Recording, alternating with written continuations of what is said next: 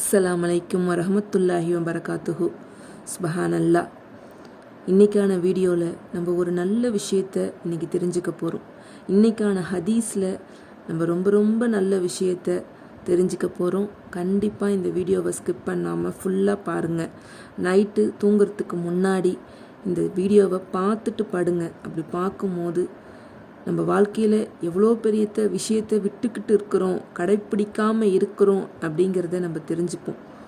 ஏற்கனவே போட்ட ஹதீஸில் இஸ்லாத்தோட 5 தூண்கள் என்ன, அந்த 5 தூண்கள் என்ன அப்படிங்கிறத நான் சொல்லியிருந்தேன். அல்ஹம்துலில்லாஹ் அதை எல்லாரும் பார்த்துருப்பீங்க அப்படின்னு நம்புகிறேன். பார்க்கலைனாலும் டிஸ்கிரிப்ஷனில் லிங்க் கொடுக்குறேன், போய் பாருங்கள். இப்போ நம்ம அடுத்த ஹதீஸுக்கு இன்றைக்கி வந்திருக்கிறோம். நான் ஏற்கனவே சொன்ன மாதிரி நம்ம சேனலில் தினம் ஒரு ஹதீஸ் வரும், தினம் ஒரு வீடியோ ஒன்று வரும். அந்த வீடியோவில் ஏதாவது ஒரு பாவத்தை நீக்கிற மாதிரி துவாவோ இல்லை நம்ம அமல் செய்கிற மாதிரி ஒரு துவாவையோ நான் கண்டிப்பாக சொல்லியிருப்பேன். கண்டிப்பாக அதை பார்த்து நீங்கள் தெரிஞ்சுக்கோங்க. நேற்று பாவங்கள் நீக்கிறதுக்கான துவாவையும் நான் போட்டிருந்தேன். யாருமே அதை சரியாக பார்க்கவே இல்லை. நம்ம பாவங்களை எல்லாம் மன்னிச்சிட்டா அப்படின்னாலே நம்மளோட துவா ஏற்றுக்கொள்ளப்படும், அங்கீகரிக்கப்படும் அப்படிங்கிறத நம்ம புரிஞ்சுக்கணும். அல்ஹம்துலில்லாஹ் நம்மளோட பாவத்தை நம்ம முதல்ல குறைக்க பார்க்கணும். ஏற்கனவே செய்த பாவங்களை அல்லாஹ் கிட்ட மன்னிப்பு கேட்டு தௌபா செய்து நம்ம அல்லாஹ்வுடைய அருட்பார்வையை வாங்கிறதுக்கான வழியை நம்ம தேடணும். இப்போ இன்றைக்கி ஹதீஸில் நம்ம என்ன செய்ய போகிறோம் அப்படின்னா, பாவங்களை போக்கும் தொழுகை அப்படின்னு நம்ம பார்க்க போகிறோம். பாவங்களை போக்கும் தொழுகை அப்படின்னா, நீங்கள் எந்த பாவத்தை செஞ்சுருந்தாலும் அது தொழுகை மூலயமா, தொழுகையில் கேட்கப்படுற தௌபா மூலயமா, இஸ்திஃபார் மூலயமா நம்மளோட பாவத்தை அல்லாஹ் மன்னிக்கிறான். தொழுகை நமக்கு எவ்வளோ முக்கியம் அப்படின்றத நாயகம் பல விஷயங்களில் எக்ஸாம்பிளாக ஒரு விஷயத்தை செஞ்சு காட்டி அவங்க சஹாபாக்களுக்கு சொல்லியிருக்கிறாங்க. அந்த சஹாபாக்களும் அதே மாதிரி நபிநாயகம் எப்படி செஞ்சு காட்டினாங்களோ அதே மாதிரி செஞ்சு காட்டி இந்த துனியாவில் நிறைய பேத்துக்கு சொல்லி கொடுத்துருக்குறாங்க. இப்போ அதில் ஒரு விஷயத்தை நம்ம இன்றைக்கி பார்க்கலாம். இப்போ அந்த ஹதீஸை நான் படித்து காட்டுறேன், நீங்கள் அதை ஃபுல்லாக கேளுங்க. ஹஜ்ரத் அபுதர் ரலியல்லாஹு அன்ஹு கூறுகிறார்கள், ரசூலுல்லாஹி ஸல்லல்லாஹு அலைஹி வஸல்லம் அவர்கள் குளிர்காலத்தில் ஒரு நாள் வெளியில் சென்றார்கள். மரங்களில் இருந்து இலைகள் உதிர்ந்து கொண்டிருந்தன. நபி ஸல்லல்லாஹு அலைஹி வஸல்லம் அவர்கள் ஒரு மரத்தின் கிளை ஒன்றை தங்கள் கரத்தால் பிடித்து அசைத்தார்கள். அதிலிருந்து மேலும் இலைகள் உதிர்ந்தன. அப்பொழுது நபி அவர்கள் யா அஃபாத்தர் என கூப்பிட்டார்கள். லப்பைக், இதோ இருக்கிறேன் யா ரசூலுல்லாஹ் என நான் கூறினேன். அப்பொழுது அவர்கள், ஒரு முஸ்லிமான அடியான் அல்லாஹ்வுக்காக இக்லாசுடன் தொழுவாரானால் இம்மரத்தில் இருந்து இலைகள் உதிர்வது போல் அவருடைய பாவங்கள் உதிர்ந்து விடுகின்றன என அருளினார்கள். நம்ம இதில் தெரிஞ்சுக்க வேண்டிய விஷயம் நான் சொல்லும் போதே உங்களுக்கு புரிஞ்சிருக்கும்னு நினைக்கிறேன். அல்ஹம்துலில்லாஹ். நாயகம் நமக்கு என்ன சொல்லியிருக்கிறாங்க அப்படின்னா, குளிர்காலத்தில் மரத்தில் உள்ள இலைகள் எல்லாம் உதிர்ந்து போகும். அதை பிடிச்சி இன்னும் நம்ம ஆட்டினோம்னா மிச்சி தொட்டுக்கிட்டு இருக்கிற இலையெல்லாம் உதிர்ந்து போகும். அந்த மாதிரி நம்ம தொழுவுறதுனால நம்மளோட பாவங்கள் அனைத்தும் மன்னிக்கப்படும். அதுவும் ரொம்ப இக்லாஸோடு நம்ம தொழுகும் போது நம்மளுடைய பாவங்களை அல்லாஹ் மன்னிக்கிறான். சிறு சிறு பாவங்கள் இருந்தாலும் அது இந்த தொழுகை மூலயமாவே மன்னிக்கப்படுகின்றது அப்படின்னு நாயகம் நமக்கு சொல்லியிருக்கிறாங்க. இன்ஷா அல்லாஹ் நம்ம தொழுகையை நம்ம கடைப்பிடிக்கிறவங்களா இருக்கணும். இன்னொரு ஹதீஸில் சொல்லியிருக்கிறாரு நபிநாயகம், இன்னொரு உதாரணத்தை சொல்லியிருக்கிறாங்க. இப்போ நான் அதையும் சொல்கிறேன், கேளுங்க. நாயகம் பாவங்களை உதிர்கின்ற வணக்கம் தொழுகை அப்படின்னு சொல்லியிருக்கிறாங்க. நம்ம தொழுகும் போது நம்மளுடைய பாவத்தை அல்லாஹ் மன்னிக்கிறான். ஞாபகம் வச்சுக்கோங்க. நாயகம் இதில் இன்னொரு விஷயமும் சொல்லியிருக்கிறாங்க. தொழுகையின் முக்கியத்துவம் பற்றியும் அதன் மூலம் பாவங்கள் மன்னிக்கப்படுவது பற்றியும் கூறப்பட்டுள்ள அறிவிப்புகள் ஏராளம். ஆனால் சில பாவங்களை மட்டும்தான் அல்லாஹ் தொழுகை மூலியமா மன்னிக்கிறான். தொழுகையோடு சேர்த்து நம்ம தௌபாவையும் செய்யணும், இஸ்திஃபாரையும் செய்யணும். அப்படி நம்ம செய்யும்போது பெரும் பாவங்கள் மன்னிக்கப்படுகின்றன. இதற்கு உதாரணமாக ஒரு விஷயத்தை நான் சொல்கிறேன். மௌலானா முஹம்மது யஹ்யா சாஹிப் ரஹமத்துல்லாஹி அலைஹி பாடம் நடத்தும் போது ஒரு ஹதீஸிற்கு 2 கருத்துக்களை கூறினார்கள். முதலாவது, ஒரு முஸ்லிம் இடத்தில் பெரும் பாவங்கள் இருப்பதென்பது அபூர்வமாகும். ஏனெனில் அவரிடத்தில் பெரும் பாவங்கள் நிகழ்வதே சாத்தியமில்லை. அவ்வாறே அவர் பெரும் பாவம் செய்துவிட்டால் தௌபா செய்யாதவரை அவருக்கு நிம்மதி ஏற்படாது. ஒரு முஸ்லிம் ஏதேனும் பெரும் பாவம் செய்துவிட்டால் அதற்காக அழுது புலம்பி தௌபா செய்யாதவரை அவருடைய இஸ்லாமிய உணர்வு அவரை நிம்மதியாக இருக்க விடாது. ஆனால் சிறு பாவங்களின் பக்கம் அதிகமாக கவனம் செலுத்தப்படாததால் அவை அப்படியே இருந்து விடலாம். அவை தொழுகை போன்ற வணக்கங்களின் மூலம் மன்னிக்கப்படுவிடுகின்றன. இரண்டாவது கருத்து, ஒருவர் தொழுகையில் இக்லாசுடன் முஸ்தஹபுகளையும் ஒழுக்கங்களையும் பேணி தொழுவும்போது எத்தனையோ தடவை தௌபா இஸ்திஃபார் செய்கிறார். கடைசி இருப்பில் துவாவிலும் தௌபா இஸ்திஃபார் செய்யும்போது அவருடைய முழு பாவங்களும் மன்னிக்கப்படுகின்றன அப்படின்னு குழந்தைங்களுக்கு பாடம் எடுக்கும் போது முகமது யஹ்யா சாஹிப் ரஹமத்துல்லாஹி அவர்கள் சொல்லியிருக்கிறாங்க. இதில் நம்ம என்ன தெரிஞ்சுக்கிறோம் அப்படின்னா, ஒரு முஸ்லீமான நம்ம பெரும் பாவம் செய்யறதுக்கு வாய்ப்பே இல்லை அப்படின்னு அந்த காலத்தில் சொல்லியிருக்கிறாங்க. ஆனால் நம்ம என்ன செய்கிறோம்? இவ்வளோ பெரிய பாவங்கள்லாம் நம்ம செஞ்சுக்கிட்டு இருக்கிறோம். அல்லாவை மறந்து அல்லாஹ் செய்யக்கூடாதுன்னு சொன்ன எத்தனையோ விஷயங்களை நம்ம அன்றாட வாழ்க்கையில் செஞ்சுக்கிட்டு இருக்கிறோம். நம்ம பெரும் பாவம் ஒரு முஸ்லீம் செஞ்சாங்க அப்படின்னா அவங்களுடைய மனசு நிம்மதியாக இருக்காதான்.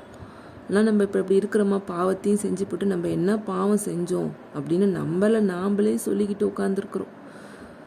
அல்லாஹ் நம்மளை மன்னிக்கணும். அதே மாதிரி சிறு பாவங்கள் பெரும் பாவங்கள் அவங்க ஞாட்டம் செலுத்துறதுனால சிறு பாவங்களை கண்டுக்காமல் விட்டுறாங்களாம். அப்போ தொழுகும்போது அந்த சிறு பாவங்கள் அழியும் அப்படின்னு சொல்கிறாங்க. நம்ம பெரிய பாவமும் செய்கிறோம், சிறிய பாவங்களும் செய்கிறோம். தொழுகும்போது நம்ம இக்லாஸோடு தொழுதோம் அப்படின்னா பெரிய பாவங்கள் கூட அந்த தௌபா மூலமா மன்னிக்கப்படுது அப்படின்னு அந்த காலத்திலே மாணவர்களுக்கு பாடம் எடுக்கும் போது சொல்லி கொடுத்த மாதிரி நாயகம் அவங்க சஹாபிகிட்டலாம் தொழுகையை எப்படி தொழுகணும் அப்படின்னு சொல்லியிருக்கிறாங்க. தொழுகையோட முதல் விஷயம் என்ன அப்படின்னா, நம்ம நல்ல முறையில் உழு செய்யணும், சுத்தமாக உழு செய்யணும். ஹதீஸில் பல இடங்களில் அதைத்தான் சொல்லியிருக்கிறாங்க. நீங்கள் நல்ல முறையில் உழு செஞ்சாலே அந்த தொழுகை ஏற்றுக்கொள்ளப்படும் அப்படின்னு சொல்லியிருக்கிறாங்க. அந்த ஒழு செய்யும்போது அந்த ஒழுவோட ஒழுக்கங்களை நாயகம் எத்தனையோ முறை நமக்கு அறிவிச்சிருக்காங்க. ஆனால் நம்ம அதை எதையுமே ஃபாலோ பண்ணுறது கிடையாது. முதல் விஷயம் என்ன அப்படின்னா, மிஸ்வாக் செய்வது. அது ரொம்ப ரொம்ப ஒரு சுன்னத்தான விஷயம், அதை அலட்சியப்படுத்தாதீங்க அப்படின்னு நாயகம் நமக்கு சொல்லியிருக்கிறாங்க. மிஸ்வாக் செய்து தொழுகை ஆகிறது மிஸ்வாக் செய்யாமல் தொழும் தொழுகையை விட 70 மடங்கு சிறந்தது.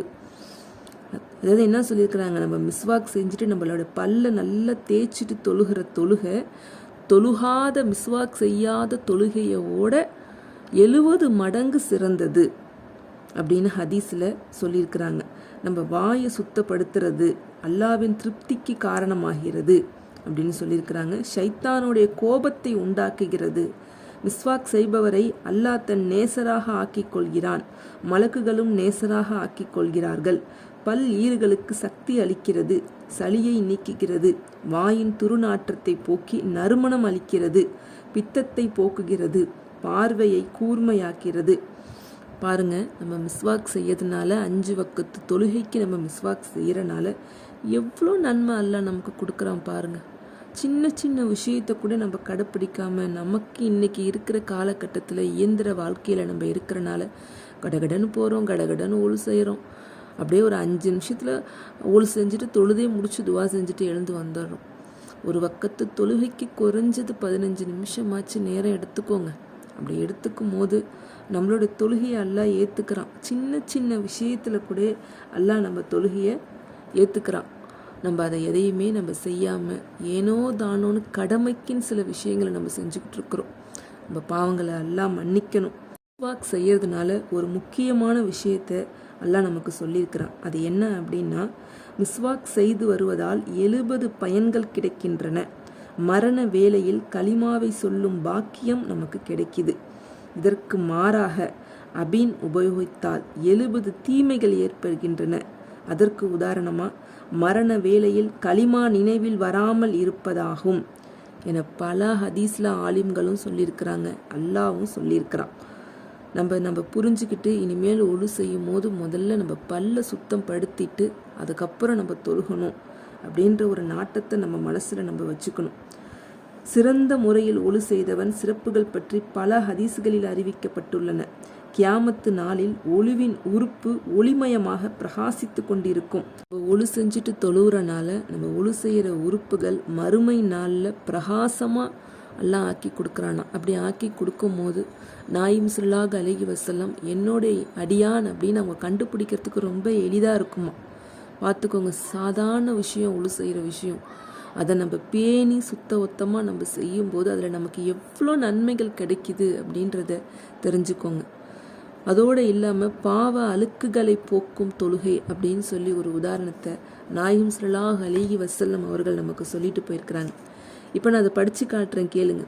ரசூலுல்லாஹி ஸல்லல்லாஹு அலைஹி வஸல்லம் அவர்கள் கூறத்தாம் கேட்டதாக ஹஜ்ரத் அபு ஹுரைரா ரலியல்லாஹு அன்ஹு அவர்கள் அறிவிக்கிறார்கள். உங்களில் எவரேனும் ஒருவருடைய வீட்டு வாசலுக்கு அருகில் ஒரு ஆறு ஓடுகிறது.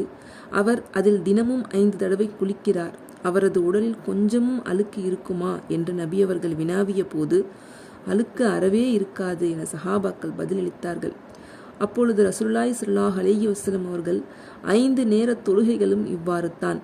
அவற்றின் காரணமாக அல்லாஹு தாலா நம் பாவங்களை அழித்து விடுகிறான் என அருளினார்கள்.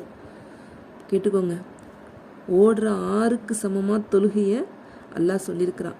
நம்மளோட 5 ஆறு நம்ம போகிற வழியில் இருந்துச்சு அப்படின்னா அந்த 5 ஆறில் நம்ம தினம் குளிச்சுக்கிட்டு உட்காந்துட்டு இருந்தோம்னா நம்ம உடம்பு எப்படி சுத்தமாக இருக்குதோ அந்த மாதிரி தொழுகை சுத்தமாக இருக்குமா. அந்த ஓடுற தண்ணியோட ஆறு எவ்வளோ ஆழமாக இருக்குதோ அந்த அளவுக்கு தண்ணி சுத்தமாக இருக்குமா. கேட்டுக்கோங்க, அல்லாஹ் எவ்வளோ ஒரு விஷயத்தை சொல்லியிருக்கிறான்னு பாருங்கள். ஓடும் தண்ணீர் அசுத்தங்களை விட்டு துப்புரவாக இருக்கும். மேலும் ஆறு எவ்வளவு ஆழமாக இருக்கிறதோ தண்ணீர் அவ்வளவு தெளிவானதாக இருக்கும். ஆகையினால் தான் மேற்கூறப்பட்ட ஹதீஸ்களின் ஆறு ஓடக்கூடியது ஆழமானது என்றெல்லாம் கூறப்பட்டுள்ளது. எந்த அளவு சுத்தமாக தண்ணீரில் ஒருவன் குளிக்கிறாரோ அந்த அளவு அவருடைய உடல் சுத்தம் அடையும். இவ்வாறே ஒழுங்குமுறைகளை பேணி தொழுவதனால் பாவங்கள் நீங்கி பரிசுத்தம் உண்டாகிறது அப்படின்னு சொல்லியிருக்கிறாங்க. இன்னொரு ஹதீஸில் நாயகம் ஸல்லல்லாஹு அலைஹி வஸல்லம் நமக்கு என்ன சொல்லியிருக்கிறாங்க அப்படின்னா, 5 தொழுகைகள் அவற்றுள் இடையில் உள்ள நேரங்களில் நிகழும் பாவங்களுக்கு பரிகாரமாகும் அப்படின்னு சொல்லியிருக்கிறாங்க. அதாவது ஒரு தொழுகையில் இருந்து அடுத்த தொழுகை வரை நிகழும் சிறு பாவங்கள் அந்த தொழுகையினால் மன்னிக்கப்பட்டு விடுகின்றன என்று ரசூலுல்லாஹி ஸல்லல்லாஹு அலைஹி வஸல்லம் அவர்கள் கூறிய பின், உதாரணமாக ஒருவருக்கு ஒரு தொழிற்சாலை இருக்கிறது. அதில் வேலை செய்வதால் அவருடைய உடலில் அழுக்கும் தூசும் படுகின்றன. அவருடைய தொழிற்சாலைக்கும் வீட்டுக்கும் இடையில் 5 ஆறுகள் ஓடுகின்றன. அவர் தொழிற்சாலையிலிருந்து வீட்டுக்கு செல்லும் போது அந்த 5 ஆறுகளிலும் குளிக்கிறார். இதனால் அவருடைய உடல் சுத்தமாகி விடுகிறது. 5 நேர தொழுகைகளின் நிலையும் இவ்வாறு தான். தொழுகைகளுக்கு இடையில் ஏதாவது தவறுகள் நிகழ்ந்தால் தொழுகையில் ஓதப்படும் துவா இஸ்திஃபாரின் காரணமாக அல்லாஹ் அவற்றை மன்னித்து விடுகிறான். அல்ஹம்துலில்லாஹ், எவ்வளோ அழகாக சொல்லியிருக்கிறாங்க பாருங்கள். நம்மளோட ஒரு தொழுகையிலிருந்து இன்னொரு தொழுகைக்கு இடையில் ஒரு பாவம் இருந்துச்சு அப்படின்னா அது நம்ம அடுத்த தொழுது நம்ம துவா செய்துட்டோம் அப்படின்னா அந்த இடப்பட்ட நேரத்தில் செய்த பாவங்களை அல்லாஹ் மன்னிக்கிறான். அதுக்கு எவ்வளோ அழகாக ஒரு தொழிற்சாலையில் நம்ம வேலை செய்கிறோம், நம்மளோட உடம்பு அழுக்காக இருக்குது, அதிலிருந்து நம்ம வீட்டுக்கு போகிற வாசல் தான் நம்ம தொழுக போகிற இடமா. அப்போ நம்ம அந்த இடையில அந்த 5 ஆறில் குளிக்கிறது தான் 5 வக்கத்து தொழுகை அப்படின்னு சொல்லி நாயகம் நமக்கு உதாரணத்தை சொல்லிட்டு போயிருக்கிறாங்க. பாருங்கள், எவ்வளோ அல்லாஹ்வோட அன்பு எவ்வளோ, அருட்கொடை எவ்வளோ, தாராளமாக மன்னிக்கும் தன்மை எவ்வளோ இருக்குதுன்னு பாருங்கள். ஒரு நாள் செய்த பாவம் அந்த ஒவ்வொரு வக்கத்து தொழுகைக்கு இடையில செய்த பாவத்தை கூட அடுத்த தொழுகையில் அல்லாஹ் மன்னிக்கிறேன்னு சொல்கிறான். இதை நம்ம பெறாவிட்டால் யாருக்கு நஷ்டம்? நமக்குத்தான் நஷ்டம். நம் பாவங்கள் செய்கிறோம், சட்டத்தை மீறுகிறோம், அல்லாஹ்வின் கட்டளைகளை பின்பற்றுவதில் அலட்சியம் செய்கிறோம். இதற்கெல்லாம் நீதியும் ஆற்றலும் மிக்க அரசனாகிய அல்லாஹ்விடத்தில் தண்டனை கிடைப்பதும் அதனை நாம் அனுபவித்தே ஆக வேண்டும் என்பதுதான் முறையாக இருக்குது. நம்ம இதை தெரிஞ்சுக்கிட்டு தொழுகையை கடைப்பிடிச்சு தொழுகும் போது நம்ம அன்றாடு செய்கிற பாவம் மன்னிக்கப்படுகிறது. இதை நம்ம தெரிஞ்சுக்கிட்டு 5 வக்கத்து தொழுகையை கடைப்பிடித்து தொழுகும் வழக்கத்தை நம்ம கொண்டுட்டு வரணும். ஒரு மனிதர் தஹஜ்ஜுத் தொழுகும் வேண்டும் என்ற எண்ணத்துடன் தூங்கினார். பிறகு அவர் விழிக்கவில்லை என்றாலும் அவருக்கு தஹஜ்ஜுடைய நன்மை கிடைக்கிறது.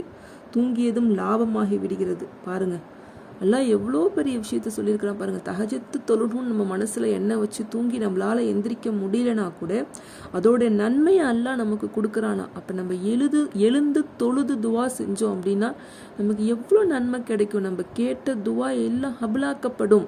அல்லாஹ்வுடைய அருட்பார்வை நமக்கு கிடைக்கும். அல்லாஹ்வுடைய அருட்பார்வை கிடைச்சிருச்சுன்னா வேறு என்ன வேணும் இந்த உலகத்தில். நம்ம தொட்ட விஷயம் எல்லாமே தொடங்க ஆரம்பிச்சிரும். அல்ஹம்துலில்லாஹ். நம்ம இன்றைக்கி தொழுகையை நம்ம ஹதீஸில் நம்ம இன்றைக்கி பார்த்தோம். இன்னும் தொழுகையை பற்றி ஏராளமான விஷயங்கள் இந்த ஹதீஸில் சொல்லியிருக்குது. நம்ம அடுத்தடுத்த வீடியோவில் இதை நம்ம பார்க்கலாம். தொழுகையை பற்றி எப்படி தொழுகணும், எந்த மாதிரி பேணி தொழுகணும், 2 ரக்காயத்துக்கு எப்படி தொழணும், 4 ரக்காயத்துக்கு எப்படி தொழணும், அதோடைய நன்மைகள் என்ன அப்படிங்கிறத நம்ம அடுத்த வீடியோவில் நம்ம பார்க்கலாம். இது வரைக்கும் என்னோடய வீடியோவை பார்த்ததுக்கு ரொம்ப நன்றி. அல்ஹம்துலில்லாஹ். என் வீடியோ மூலயமா நானும் நல்ல இன்னும் ஈமான் ஆகணும், நீங்களும் ஈமான் ஆகணும் அப்படின்னு நான் கேட்டுக்கிறேன். எனக்கும் துவா செய்யுங்க. நானும் உங்களுக்காக துவா செய்கிறேன். அஸ்ஸலாமு அலைக்கும் வரஹ்மத்துல்லாஹி வபரகாத்துஹு.